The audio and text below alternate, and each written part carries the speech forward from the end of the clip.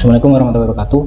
Jadi hari ini kita akan membahas tentang irisan kerucut. Nah, irisan kerucut itu maksudnya apa sih? Jadi bermula dari kita pahami dulu. Kalau kita punya kerucut, kerucutnya dianggapnya adalah atas bawah. Jadi ada ya kayak kita punya tumpeng, cuma tumpengnya ada yang atas, ada yang bawah. Nah, yang pertama dari irisan kerucut itu adalah bagaimana ketika kita mengiris kerucut, bentuk apa aja yang terjadi seperti itu. Makanya bab ini disebutnya bab irisan kerucut. Kalau yang pertama, kalau misal kita motongnya itu kayak seperti ini, kalau kita bisa juga bilang bahwa kita motong ini seolah-olah seperti horizontal. Jadi kalau misal horizontal sesuai dengan bidang ininya, nanti kita akan mendapatkan potongannya kan ini kan ya. Nah, kalau dilihat ini itu nanti bentuknya yang pertama adalah lingkaran. Kenapa ya? Karena kamu tahu sendiri kalau kerucut itu dibentuk dari lingkaran-lingkaran yang makin ke atas makin kecil. Nah, setelah itu potongan yang kedua adalah potongan, kalau misal potongannya itu kan tadi kan horizontal ya kan. Nah, sekarang dia dipotongnya adalah secara miring, cuma miringnya itu miring dikit aja, jadi miring dikit sampai miring banyak. Jadi misal pertama miringnya kayak gini gitu, anggaplah ini miringnya dikit lah ya. Oke, di sini nanti akan kamu dapat bentuknya seperti ini ya kan. Ini saya hapus saja yang lingkaran dulu lah. Ketika saya ini kan bentuk yang pertama lingkaran. Bentuk yang kedua adalah dia dibikin miring. Ketika dibikin miring, ini otomatis kan miring juga kan. Nah, ketika miring ini kita jadikan sebagai elips ya. Elipsnya nanti kalau misal berdasarkan elips, semakin dia derajat kemiringannya makin gede, otomatis makin cembung ya kan. Tapi kalau misal dia normal ya, maksudnya cuma dekat-dekat ke horizontal, berarti nggak terlalu cembung.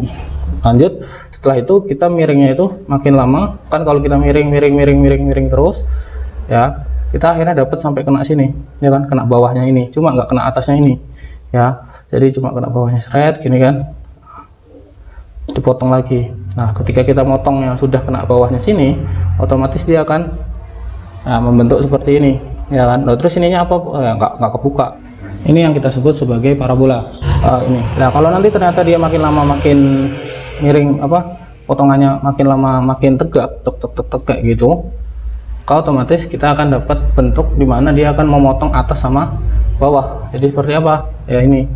Nah, ketika kita motong atas sama bawah ya kan, maka bentuk apa yang kita dapat? Yang bawahnya kayak gini, yang atasnya juga seperti sama kayak gitu ya kan.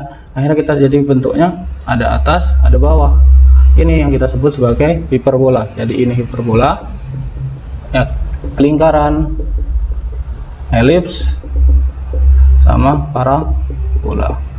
Jadi kalau hiperbola itu sebenarnya mungkin bisa dianggap seperti parabola, cuma ada atas ada bawah. Kalau parabola dia nggak bisa punya yang atasnya seperti itu. Oke, masuk yang ke pertama, yaitu lingkaran. Jadi lingkaran itu tadi kan, kalau misal si elips kita potong secara horizontal banget ya, jadi kita potong horizontal seperti ini, otomatis kita dapat lingkaran. Nah, kalau lingkaran sendiri diartikannya seperti apa sih? Lingkaran itu ada titik pusat, ada sebuah titik di mana nanti titik-titik yang lain punya jarak yang sama terhadap titik yang kita maksud. Jadi contoh, ini jaraknya R, dari sini R, ini R. Apa R itu? Ya kita sering sebut R adalah jari-jari.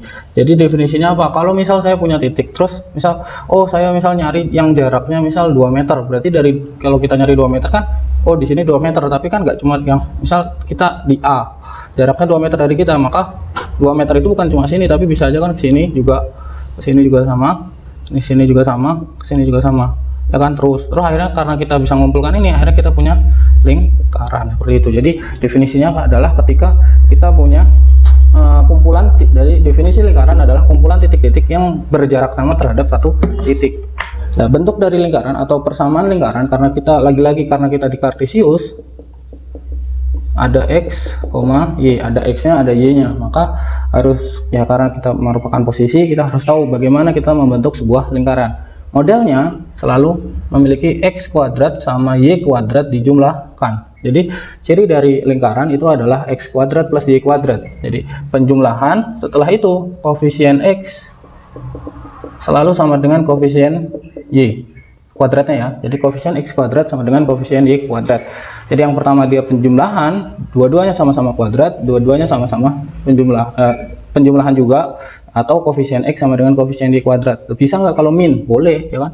Misal min X kuadrat min Y kuadrat, sama-sama minusnya kan, nanti tinggal kita kali minus, jadinya X kuadrat plus Y kuadrat kan. Contoh min X kuadrat sama dengan min 18 itu ya, berarti kan tinggal dikali min jadi 18 kayak gini kan. Nah, setelah itu dari bentuknya adalah x kuadrat plus y kuadrat, selalu nanti ada jari-jari. Jari-jari yang pertama itu adalah ketika dia punyanya pusatnya, jadi kita bicara dari pusat. Ketika pusatnya 0,0, maka persamaannya adalah x kuadrat plus y kuadrat sama dengan r kuadrat. Jadi kalau saya punya x kuadrat tambah y kuadrat sama dengan 16, artinya saya punya yang pusatnya 0,0, ya kamu tinggal gambar 0,0, berarti kan di perpotongannya kan ya. Terus habis itu jari-jarinya berapa? Oh, akarnya berarti akar 16 ya kan, soalnya r kuadrat sama dengan 16, berarti r sama dengan 4. Berarti dari titik pusat kamu bikin aja 4 ke kanan, 4 ke bawah, 4 ke kiri, 4 ke atas. Setelah itu bikin smoothing, bikin lingkaran ya seperti itu. Itu kalau pusatnya 0,0. Tapi kalau pusatnya bukan 0,0 Pak, pusatnya misal A, P, maka modelnya adalah x min a dikuadratkan ditambah y min b dikuadratkan sama dengan r kuadrat.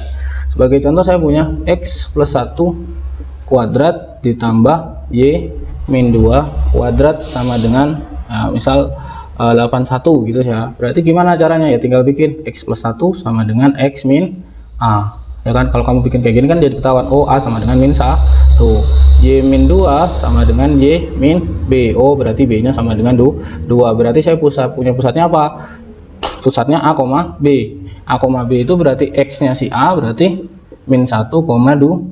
Berarti nanti gimana? Kamu cari titik min 1,2, berarti kalau min 1,2 kan saya gambarnya salah ya, berarti min 1,2 berarti ini ke sini terus ke atas ya gitu kan, min 1, 2. Setelah itu baru bikin ke kanan. Oh ini jari-jarinya 81, berarti jari-jarinya 9 dari sini ke sini 9, ke bawah 9, ke kiri 9. Oke, masuk ke yang selanjutnya itu elips. Elips itu ya sederhananya kan kayak lingkaran tapi cemet ya kan. Nah, yang pertama di elips itu apa sih maksudnya elips? Kalau misal di ini diartikan adalah kumpulan titik-titik yang jumlah jaraknya sama terhadap dua titik. Jadi di sini terhadap dua titik maksudnya apa? Misal di sini ada titik fokus 1, di sini ada titik fokus 2. Nah, jadi setiap irisan kerucut selalu mempunyai titik fokus. Nah, titik fokus 1 sama titik fokus 2, kalau misal ini kan misal ada ini misal kita sebut jarak 1, R1. Terus kita tarik ke sini, misal ke sana, itu adalah jarak 2. Maka R1 plus R2 itu akan sama. Kalau misal F1-nya kita ke sini, ini dapat R1, terus dari sini kita ke sini juga itu dapat R2. Selalu sama. Misal ini R3 lah ya, ini sama R4. R3 plus R4. Jadi dia adalah kumpulan titik yang terhadap dua fokus itu selalu sama gitu. Jadi jadi kan kalau misal kayak gini, R1 plus R2 sama dengan R3 plus R4. Contoh kalau misalnya ada yang di sini, berarti nanti misal R5 ini R6 itu juga selalu sama dengan yang lainnya. Jadi kalau misal kayak gitu gimana? Ya memang aplikasinya lumayan susah, tetapi inilah pengertiannya. Jadi kalau yang lingkaran itu yang jaraknya terhadap satu titik selalu sama, tapi kalau yang elips itu adalah jumlah jarak terhadap dua titik itu selalu sama kayak gitu. Gimana sih kalau misal kita ketemu di soal ada yang anggaplah fokus ini kita sebut poin C ya. Ini kalau hal di poin misal dia pusatnya ada di 0,0. Nah, apa bedanya fokus sama pusat? Kalau fokus kita sebut titik fokus, kalau misal pusat kita sebut titik pusat gitu. Pusat adalah perpotongan antara sumbu mayor. Sumbu mayor itu sumbu yang panjangnya, ini sumbu mayor sama sumbu minornya. Jadi tengah-tengah yang pendek sama tengah-tengah yang paling panjang. Umpamanya ini adalah yang horizontal. Berarti kalau yang horizontal kita jadi tahu di sini ada 0,0 kan ya. Nah, di sini anggaplah misal titik fokusnya di titik C.0 alias nambah dari sini ke sini C ya kan. Berarti yang ke sini juga sama-sama C, cuma ke kiri berarti negatif C, 0 ya kan. Nah, anggap yang paling atas atau yang dari yang ini kita sebut A ya, atau kita sebut B gitu ya.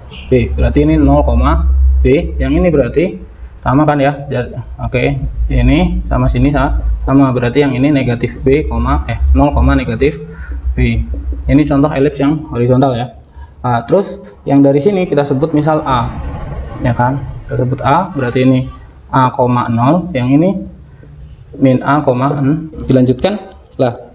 Setelah kita tahu definisinya ini semua, tinggal bagaimana merangkainya. Sebagai contoh, kita tidak perlu langsung ini pada dasarnya ketika di elips, maka Ini kan A itu adalah setengah dari sumbu mayornya ya. Jadi dari titik pusat ke sininya, dari titik pusat ke sini ya. A sama B sama C itu hubungannya adalah A kuadrat sama dengan B kuadrat plus C kuadrat. Mirip Pitagoras. Pak, kenapa bisa seperti itu? Ya itu nanti kembali lagi ke asal muasalnya. Di misal titik ini tadi definisi elips apa? Yang jaraknya sama. Berarti kalau gitu dari ini ke sini itu A kurang C, ya kan? Ini A kurang C. Sementara dari sini ke sini kita sebut A tambah C. Berarti kalau kayak gitu kan dapat A kurang C tambah A tambah C itu jarak jumlahnya adalah 2A. Kemudian kalau dari sini ke sini kita sebut misal D, ya kan? Berarti kan mestinya jaraknya sama kan, jumlahnya sama. Berarti nanti D atau kuadrat ini itu sama dengan yang ini juga kan? Kan sama ukurannya. Nanti dapat 2 kali D, ya kan? 2D itu sama dengan 2A. Nah, dari situ nanti akhirnya muncul persamaan ini. Ya, silahkan kenapa bisa kayak gitu? Karena Pitagorasnya. Nah, yang perlu diperhatikan dari sini, selain A kuadrat sama dengan B kuadrat tambah C kuadrat, maka persamaannya ya. Jadi persamaannya gimana? Karena ini horizontal, yang panjangnya siapa? Yang panjangnya si X kan ya. Berarti kita jadi punya X kuadrat per A kuadrat sama ditambah Y kuadrat per B kuadrat sama dengan 1. Seperti itu. Oke, selanjutnya yang dibahas adalah eksentrisitas. Jadi eksentrisitas itu maksudnya tingkat kelengkungannya. Kelengkungannya tadi kan kalau dia makin lengkung, makin kecil, itu kan makin nyeot gitu kan. Nah, itu adalah kita sebut eksentrisitas. E sama dengan C per A. Jadi hasil C-nya fokusnya dibagi A. Hanya semakin dia ke ini, maka berarti dia semakin semakin tegak. Jadi kalau tadi kan kita motongnya kan gini kan lingkaran gitu. Kalau kita punya kerucut, kalau dipotong vertikal lingkaran, horizontal lingkaran, minggir dikit itu adalah elips lah. Ketika motongnya udah terlalu parah itu kan jadinya parabola tadi kan. Jadi kalau elips itu nilainya selalu antara 1 sama 0 ya. Kalau 1 itu nanti jadi parabola, kalau 0 itu nanti jadinya lingkaran, seperti itu. Aspek lain dari elips yang perlu ini karena dia irisan kerucut. Nah, jadi irisan kerucut itu selalu nanti mempunyai namanya garis direktris. Apa garis direktris? Jadi garis direktris itu adalah, misal kan kalau irisan kerucut ada selalu yang lengkungnya gitu. Nah, jadi dari yang lengkung itu selalu ada garis di mana nanti jarak ke fokus sama jarak ke garis ini sama. Jadi ini misal fokus kan ya, fokus ke sini misal kita sebut R1, maka dari sini ke sini ke garis itu juga R1. Jadi istilahnya adalah garis yang jaraknya terhadap suatu titik lengkungannya ini itu sama. Jadi kayak ini misal ini R2 berarti dari sini ke sini juga R2. Ini kan kira-kira kan kurang pas ya maksudnya, tapi selalu mempunyai garis direktris lah. Garis direktris yang tadi yang seperti ini itu adalah X sama dengan A kuadrat per C.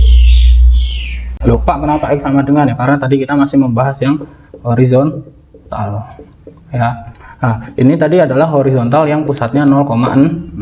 Jadi ketika yang pusatnya 0,0 maka kita punya persamaan seperti ini. Sebenarnya setelah itu misal Pak, kalau misal pusatnya bukan 0,0 gimana? Jadi nanti sebenarnya kan tadi kan saya sempat bilang bahwa ketika pusatnya 0,0 modelnya adalah X kuadrat Y kuadrat mirip lingkaran kan sebenarnya. Cuma bawahnya dibagi. Lah, A-nya itu adalah yang paling panjang. Siapa yang paling panjang? Oh, karena ini horizontal berarti yang dikasih A itu adalah yang X-nya ya toh. Yang ini adalah yang B-nya. Sama dengan 1. Kenapa kok sama dengan 1 nggak R kuadrat ya? Sebenarnya ini sebenarnya bentuk yang mulanya. Jadi lingkaran juga awal mulanya dari sini seperti itu. Nah, terus kalau nanti bukan 0,0 gimana? Ya nanti tinggal dipindah di sini X min. Berapa pusatnya? Misal kamu nyebutnya P sama Q. Berarti X min P kuadrat Y min Q kuadrat per A kuadrat B kuadrat sama dengan 1. Seperti itu. Oke. Cukup sampai sekian. Assalamualaikum warahmatullahi wabarakatuh.